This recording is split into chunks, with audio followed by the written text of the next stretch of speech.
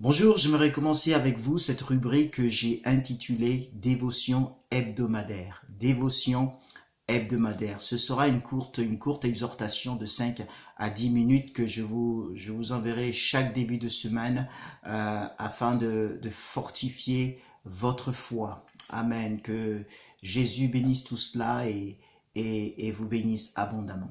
J'aimerais faire cette lecture avec vous qui se situe dans 1 Chronique chapitre 16. Versets 11 à 12. 1 Chronique, chapitre 16, versets 11 à 12. Voilà, il est dit, recherchez l'Éternel et sa force, cherchez continuellement sa face. Souvenez-vous des merveilles qu'il a faites, de ses prodiges et des jugements de sa bouche.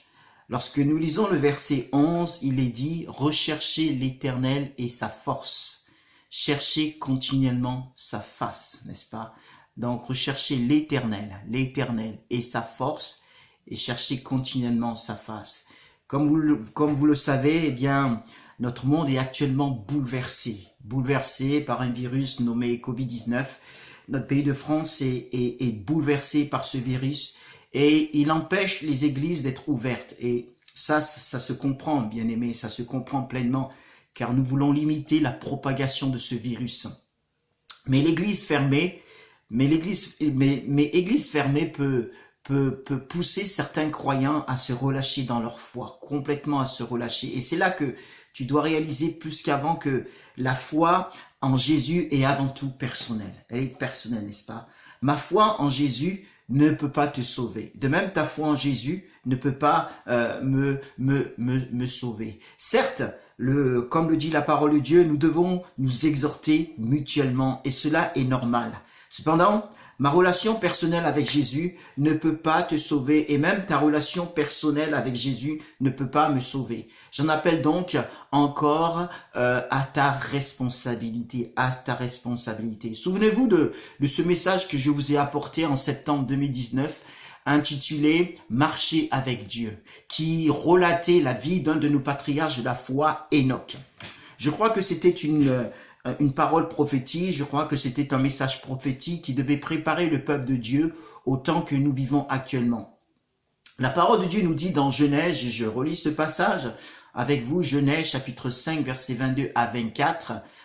Enoch, après la naissance de Mathusalem, marcha 300 ans avec Dieu.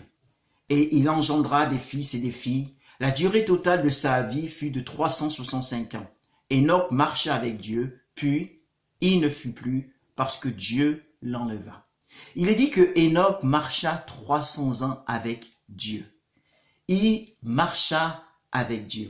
En résumé, je disais dans ce message qu'Enoch n'avait pas la Torah, il n'avait pas de Bible, que ce soit l'Ancien Testament ou Nouveau Testament. Il n'avait pas de synagogue, il n'avait pas d'église, il n'avait pas de cellule de maison. Il n'avait pas le Saint-Esprit qui demeurait en lui d'une manière permanente, non. Il n'avait pas de voile déchiré l'amenant dans le sang des saints. Il n'avait pas de pasteur pour l'encourager, pour l'édifier, pour le visiter. Il n'avait pas de frères et sœurs en Christ pour l'encourager. Il n'avait pas d'instrument de musique pour louer son Dieu. Il n'avait pas de recueil de chants, il n'avait pas d'ordinateur, il n'avait pas de téléphone portable, il n'avait pas de tablette, il n'avait pas d'internet, il n'avait pas de prédication sur YouTube et sur toutes les autres chaînes que nous pouvons trouver actuellement, etc., etc. Mais il marcha fidèlement avec Dieu. Il connaissait Dieu. Enoch a appris à marcher d'une façon qui plaisait à Dieu au milieu d'une société complètement mauvaise. Puis, il ne fut plus parce que Dieu l'enleva. Alléluia. Enoch marcha dans les voies du Seigneur. Il a suivi le chemin de Dieu toute sa vie. Il était en communion avec Dieu. C'était une vie de communion avec Dieu. Il marcha fidèlement avec Dieu dans une vie d'obéissance à Dieu.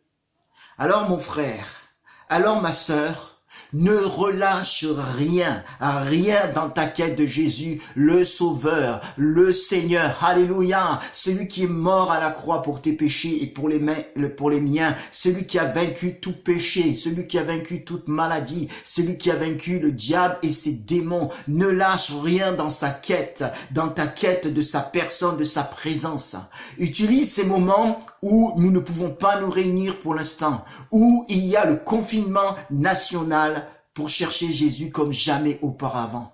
Sois intime, sois vraiment intime avec lui. Médite sa parole.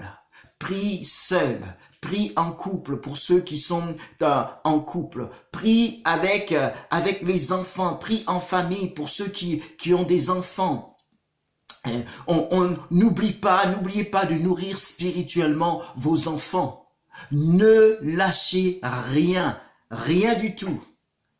1 Chronique 16, 11, recherchez l'Éternel et sa force. Il est dit de chercher l'Éternel et sa force également, parce que notre Dieu, il est le Dieu bien sûr tout-puissant.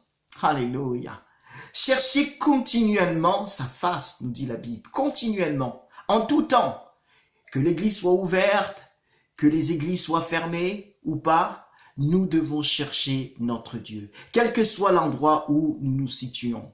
La Bible nous dit également au psaume chapitre 16, verset 8, « Je contemple l'Éternel constamment devant moi. Quand il est à ma droite, je ne chancelle pas. » Donc il est dit, le psalmiste pouvait dire qu'il contemplait l'Éternel constamment, devant lui. Il le contemple. Et quand il est à sa droite, il ne chancelle pas. Quelle assurance d'avoir le Seigneur, d'avoir Jésus à nos côtés. Amen. Chaque jour, il est à nos côtés. Il ne va jamais nous abandonner. Le psalmiste pouvait dire également, je demande à l'Éternel une chose que je désire ardemment. Je voudrais habiter toute ma vie dans la maison de l'Éternel, pour contempler la magnificence de l'Éternel et pour admirer son temple. Il avait un désir ardent qui était en lui. Alléluia. Habiter toute sa vie dans la maison de l'Éternel, c'est-à-dire être proche de lui, être dans sa maison, être intime avec lui, être proche, avoir une vie de relation, de relation avec lui. Alléluia. Hein? Et il dit également, fais de l'Éternel tes délices, fais de l'Éternel tes délices, et il te donnera ce que ton cœur désire. C'est dans le psaume chapitre 37, verset 4. Alléluia. Fais de l'Éternel tes délices, que Jésus continue à être tes délices. Et le psaume chapitre 42, il est dit au verset 2 à 3, comme une biche soupire après les courants d'eau. Ainsi mon âme soupire après toi, ô Dieu. Mon âme a soif de Dieu, du Dieu vivant.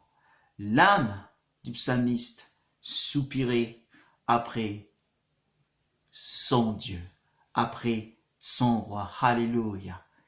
Ayons la même soif. C'est tout simplement cette relation d'amitié et d'intimité avec lui. Le connaître pour lui-même, pour ce qu'il est. Jésus désire cette communion, il désire cette intimité avec toi et avec moi. Je finis cette exhortation avec ce passage de la Bible, Philippiens chapitre 3, verset 10. Mon but, c'est Paul qui écrit, mon but est de le connaître, lui. Mon but est de le connaître, lui. Alléluia. Que ce soit notre but, de connaître Jésus de plus en plus. Cet homme de Dieu, Smith Wigglesworth, dit « Je ne me souviens pas de moment où je ne soupirais pas après Dieu, je le cherchais toujours. » Soyons comme le psalmiste, soyons comme cet homme de Dieu, Smith Wigglesworth, qui soupirait, qui cherchait Dieu à chaque moment, à chaque instant. Ne lâche rien dans ta communion avec Jésus, dans ton intimité avec Jésus. Ne lâche rien. J'aimerais prier pour vous. Seigneur, merci. Merci pour ce moment. Merci pour cette exhortation. Tu veux encore profiter de ces moments pour nous parler, nous attirer à toi, pour être en communion, en intimité avec toi.